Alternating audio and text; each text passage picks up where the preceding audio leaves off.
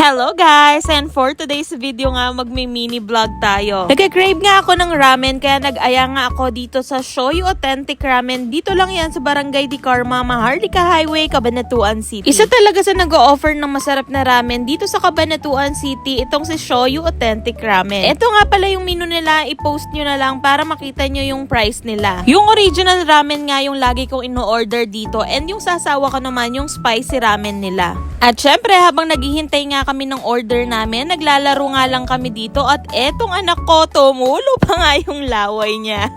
Along the highway nga lang yung restaurant na to kaya madali mo lang talagang mahanap. And in fairness, ang mumura talaga ng ramen nila dito pero sobrang sarap. Ayan, ito na nga yung order ko and ito naman yung sa asawa ko. Hindi ko na nga mabilang kung pang ilang kain na nga namin dito sa restaurant na to. Lagi talaga kaming bumabalik. Umorder nga rin pala kami ng cheese gyoza nila and ang sarap talaga nun. Sobrang cheesy talaga. Sobrang busog na busog talaga kami kapag kumakain kami dito. And tingnan nyo yung anak ko, kumakain siya ng cheese gyoza and sobrang sarap na sarap yan.